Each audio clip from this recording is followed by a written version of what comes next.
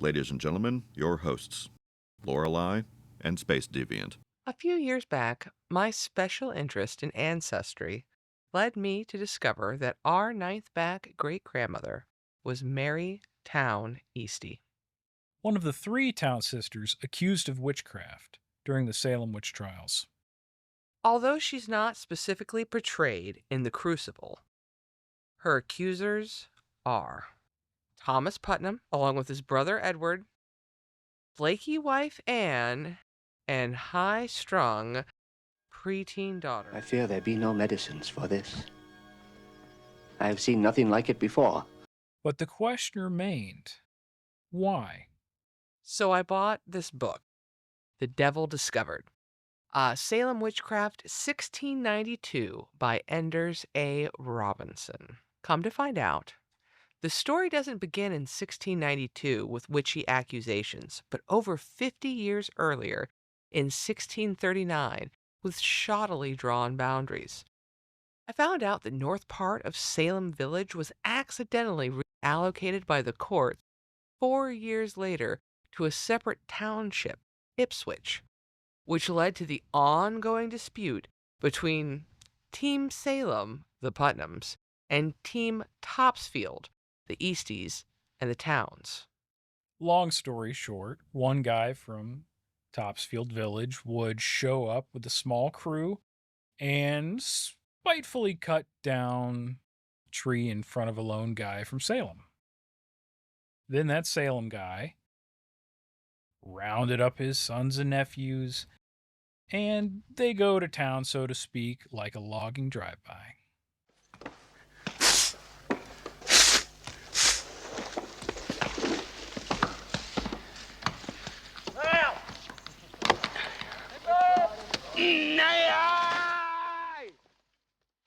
This went on for decades. It's our timber, Jim. We paid for it. We're not leaving it.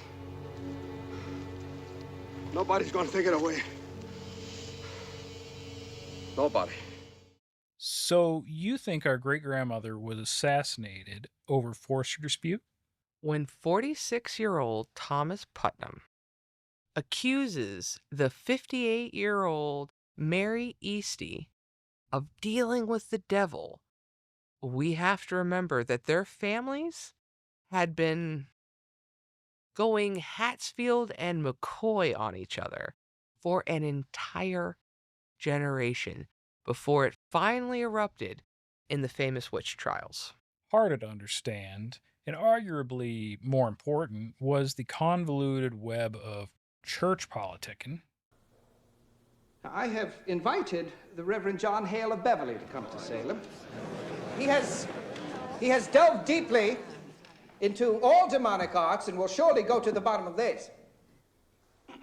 I've given up on trying to boil down 17th century church politics to an easily digestible bullet point. Suffice it to say, we cannot fathom just how important the church was to life in this Puritan village. My commandments? Aye.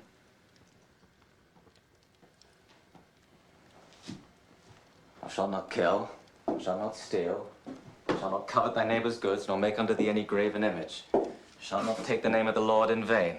Thou shalt have no other gods before me.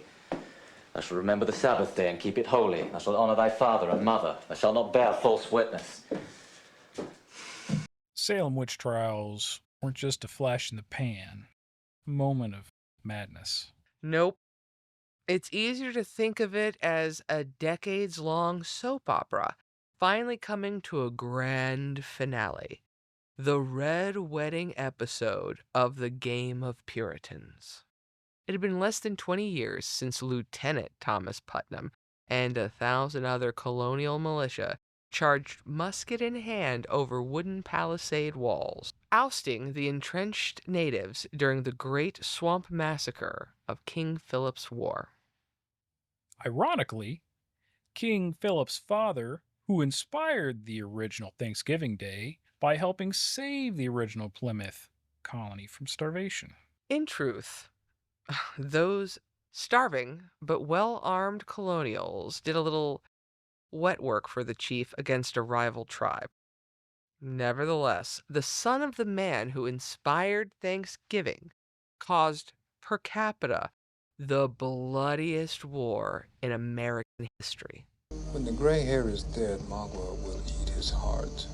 King Philip's War, it shaped the American identity in ways that linger even now. 1 in every 10 men died in that war. Economies devastated.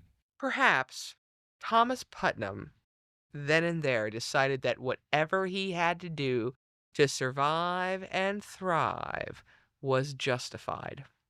There are hurtful, vengeful spirits laying hands on these children. Let you take hold here. Which is how our great-grandmother found herself dangling at Proctor's ledge. And having committed the crime of witchcraft, Rebecca Nurse, George Jacobs, Mary Eastey, John Willard, Martha Corey, Elizabeth Howe, John Proctor, Elizabeth Proctor, Mary Sibber, Hannah Bellows, Bridget Bishop, and Sarah Osborne are from this church, with all its blessings and every hope of heaven, hereby excommunicate. It began with accusations against the sickly oldest sister, Rebecca. I am 26 times a grandma. They can run you bow-legged in their silly seasons.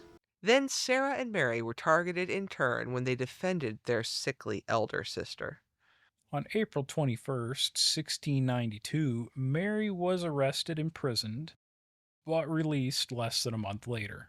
Her innocence was so obvious when Judge Hawthorne turned his paternal glare on those dishonest teen girls. If you know not what a witch is, how do you know you are not one? Each recanted their lies, save one, Mercy Lewis. I have no sense of it now. Why? What is lacking now? Is it that we have no afflicting spirit loose? But at the trials there were some? I never saw no spirits. Then faint by your own will. The Putnams' live-in servant. As an infant, her parents barely survived an attack from the Wabanaki Indians. Her grandparents, and much of her extended family, were not so lucky. In 1689, the Wabanaki succeeded in ending her parents, and by 17, Mercy the orphan was a domestic servant in the house of Thomas Putnam. And best friends with his neurotic daughter, Anne. The thing about the witch trials, it's a bit like that movie It Follows. If you were willing to lie, to put on a show, and more importantly, to make false accusations against your neighbors.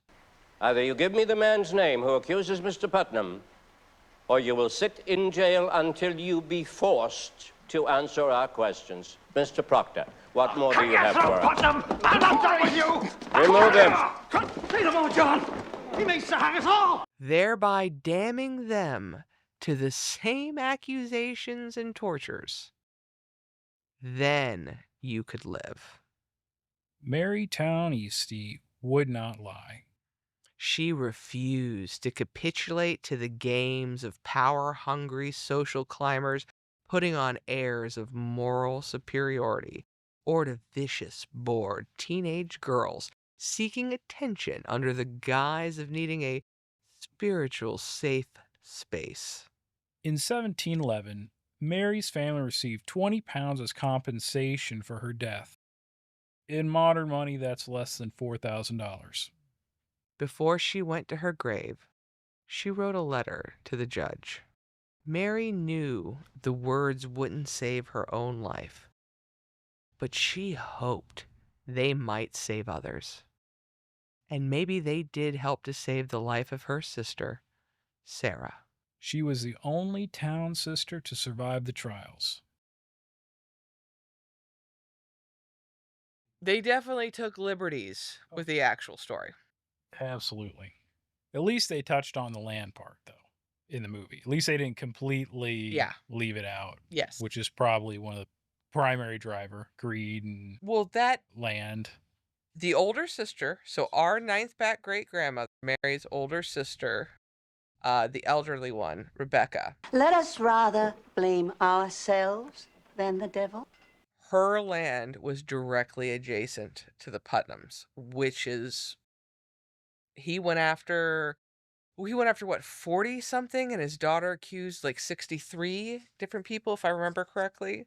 Put the exact numbers up. And they all happened to have property directly around the Putnams. They could gobble right up.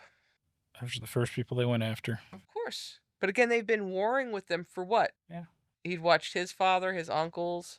And he was afraid of losing the congregation and having the whole thing. So he just thought, oh, well, I'll just eliminate this entire group of people that are causing me strife. And well, I mean, we have to keep in mind that like less than 20 years before that, he'd been just wiping out Native Americans left and right. I mean, it was so killing a few people in town was nothing to him at that point.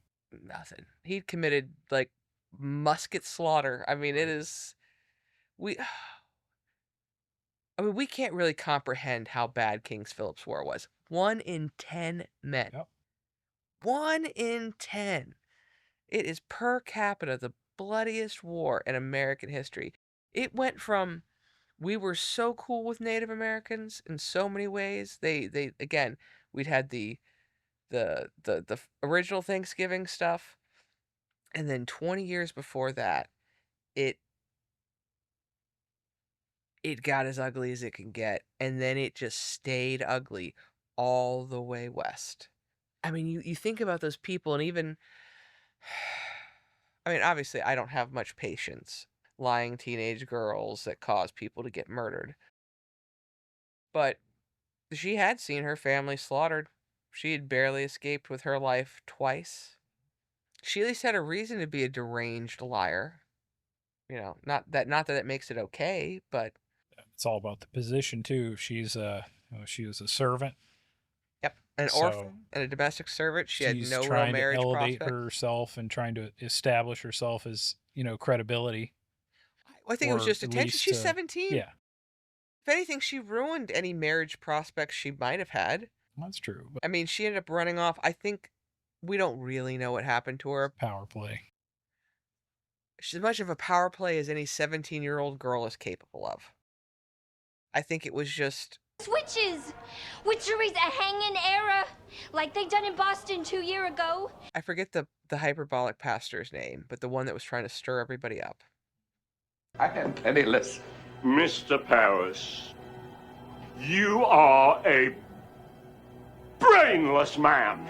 That he was a pusher. Yes. Yeah, I think that's definitely what happened. I think he was a primary. Well, his daughter was one of the younger ones that got sick. I think it probably, his mental disorder was something that she'd inherited, and she was probably going through some sort of, your menstrual cycle kicks in, you get all those hormones, and then whatever inherent crazy that lies dormant is going to be activated by boatloads of estrogen and progesterone.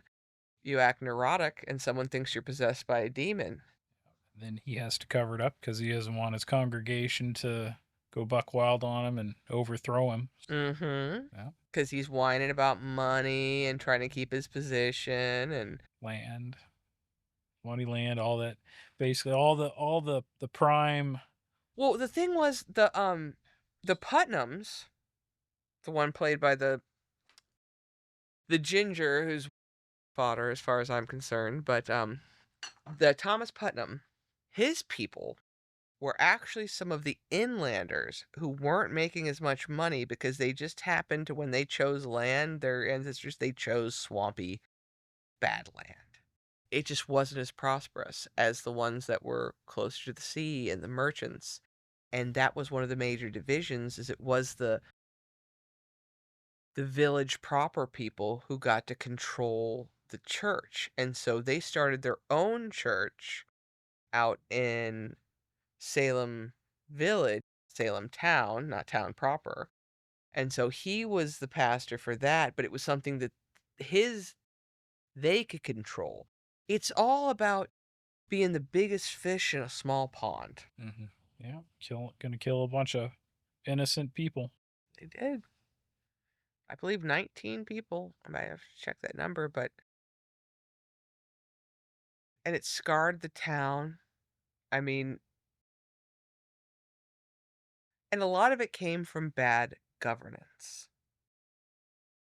England was what? England was going through the Glorious Revolution, and then at that time there's also the King's William's War. The laws from England were always changing. Stuff that should have been settled quickly wasn't. In Thomas Putnam's a little bit of his defense, not against our people, because he was an absolute scumbag and came after them for no reason, but his stepmother had absolutely probably done some shisty, underhanded stuff. Him and his younger brother, who were both from the first wife, were basically cut out of the will. Mm-hmm. And her son, the current wife, so the half brother, the youngest son, Right. received almost all of the property. And then immediately after the last will and testament and all the property was settled, the younger son, the one who did the inheriting, married the daughter of the guy who officiated the dead man's last will and testament. It's only a little sus. Only slightly sus.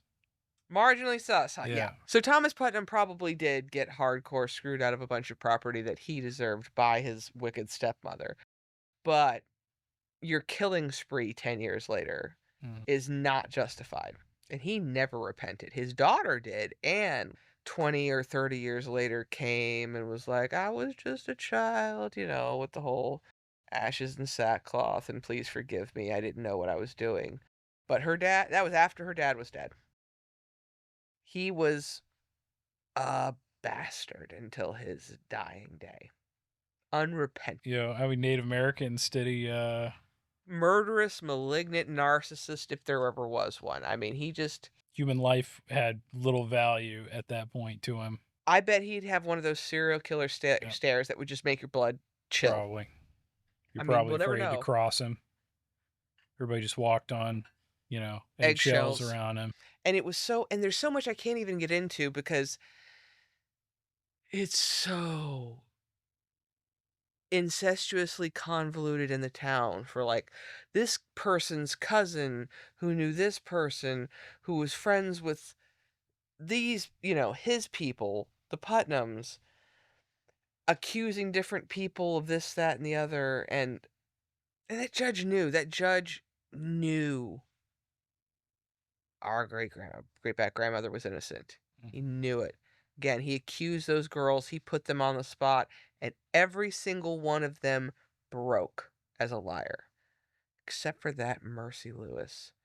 Again, I'm pretty sure she was just straight deranged. She ended up getting pregnant out of wedlock and like running off to New York, or running off to some other town or something. It was very scandalous at the time. Seeing your people murdered by Indians is like a scarring canon event as far as deep psychological trauma, but causing the death of how many other people because of it, because it's turned you into a little sociopath.